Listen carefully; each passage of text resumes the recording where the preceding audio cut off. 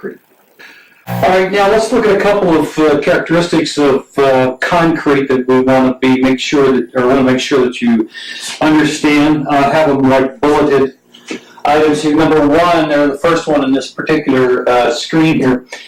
I want you to know that a concrete which develops a higher compressive strength early in its curing process is a type 3. It's also known as a high early type cement. And then the term hydration. That's the next one. Let's look at hydration. That's the physical and chemical process that takes place in the curing of concrete. And then the third one here, let's look at the most favorable temperature and moisture combination for concrete in its process of getting from liquid to solid. The most favorable process is for curing the concrete. And then a low heat of hydration. Notice we have this term up here. Hydration is what happens when concrete cures it. You'll see the physical manifestation is the concrete warms up. And a concrete that is known as having a low heat of hydration would be a type 4 concrete. So, in review, for curing, with the most favorable conditions would be a favorable temperature and moisture for curing. Hydration is that physical and chemical process related to its curing, and type 3 would be a high early or high compressive strength at early stage. Now let's look at this next one, pile driving. When we're putting piles in the casing, a particular casing is driven, and then we remove the casing as the concrete is being poured out. And we drive the casing down, take the dirt out, and then pour concrete and pull the casing out as it's being pulled. As it's being poured, that's called a shellless pile. Now the next item that we want to look at, the shellless pile. Next item we want to look at is if we're pouring a slip form concrete. If we're doing slip form concrete, in order to get proper placement, the concrete has to be of the kind that's called a low slump. We want a real thick type of concrete there, so it doesn't slump us when we do the slip form. And then in concrete, here's another term that you need to be familiar with, is a tilt-up. It's a panel that we pour in place on the job, not in place, but what we do is we pour this panel in a horizontal position, we pour it on the job site, and then the panel is tilted up in place after it's cured and after it's ready to go, after it has reached its maximum curing or maximum strength. That's called a tilt-up, and it's precast on site. Okay, now, if we have a foundation, if we're pouring a foundation, and that foundation covers the entire site, and the foundation can be anywhere, and it's heavily reinforced. This type of foundation is a heavily reinforced foundation. It's anywhere from 3 feet to 8 feet thick. That's called a mat foundation. It's called a mat foundation.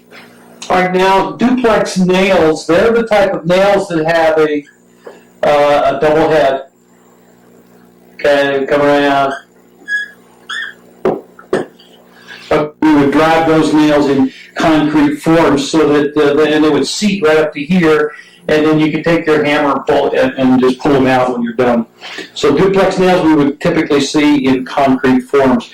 Okay, now on concrete forms, those horizontal stiffeners that you see on the concrete forms on the outside, they're called railers. Okay, they're stiffeners, horizontal position on the back of forms, stiffens the concrete form so we don't have a buckling and bowing. They're called railers.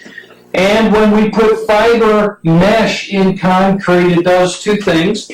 We can look for less shrinkage in the concrete, less shrinkage cracks. The other thing we can look for is we could possibly reduce the thickness of the concrete because of the fiber mesh that's in the concrete. And then anytime we have forms, when we take forms and we're finished with with them and we want to reuse them again, and we can pick them up with a crane, and once they're all done and we're maybe stripped, but they're not totally dismantled, pick them up and move them over to another place that we can use them again.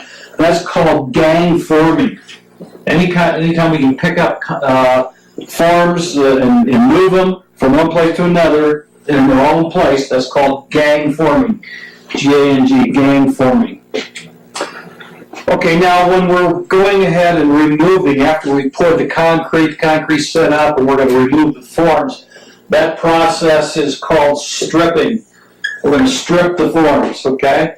And then, remember we had talked about the horizontal supports for concrete forms. It was called the whalers. Now, the vertical members of those for support are called stiff backs.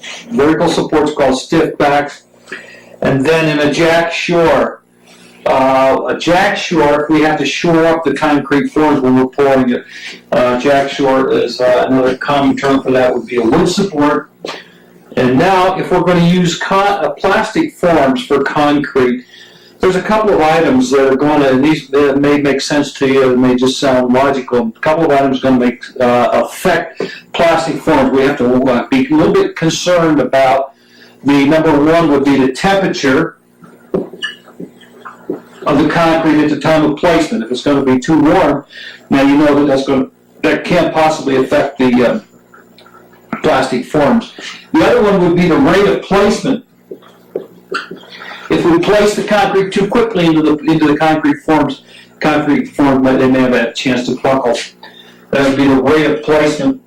And then the third thing that might affect the concrete forms would be any vibration.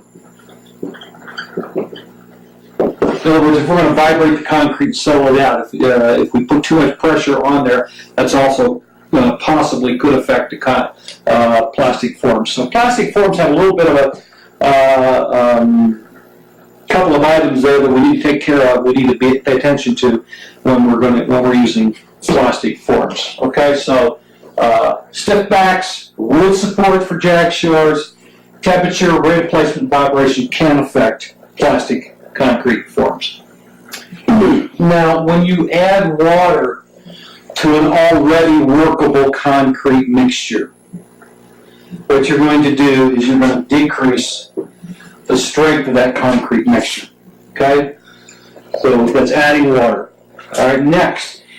If after a period of time where the concrete has been exposed to a little bit of weather, maybe it's outdoors, and you experience some crazing, or dusting, or spalling, the surface is lifting off of the concrete, a good reason for that is you were working the concrete while bleed water was in existence. Okay, so if this condition occurs, one of the reasons for that to occur is the working of the concrete while bleed water was in existence. And we talked about this a little bit before, but just a little bit of a different wording of it. Heat of hydration, which is what occurs when concrete cures, is released during the setting process. Okay, and then the last thing on this particular slide that we want to look at is air entrainment. That's when we put air into the concrete mixture. Two things.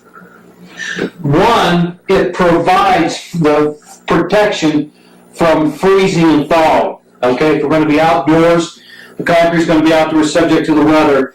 Freezing and thawing can have an adverse effect on the concrete. So air entrainment protects that. It also improves its workability. Air entrainment will improve the workability of the concrete. Also, air entrainment. We just saw but a couple things about it in the last slide. Also, air entrainment will increase the tensile strength of the concrete.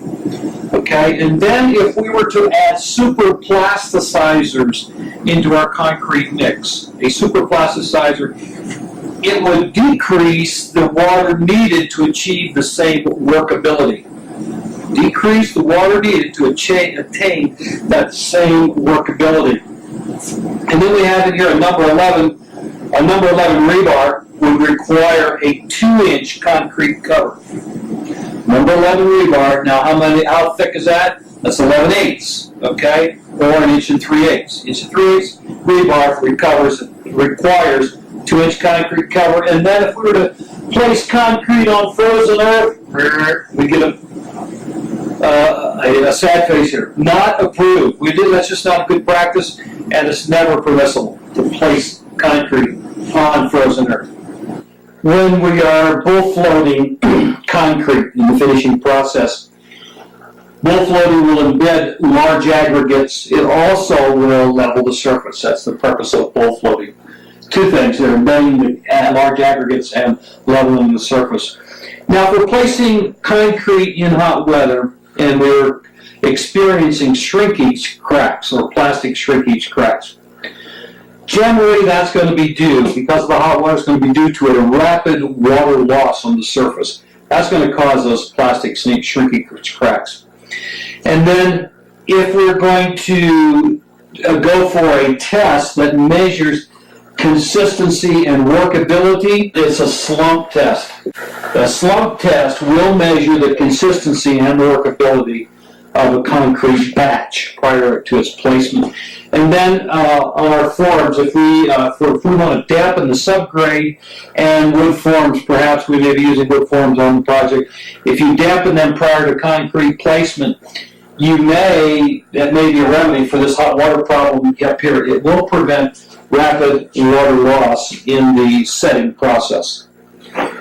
Now, first we have up here your basic field test that an engineer, an architect, or designer may require to see whether the concrete is right in the field.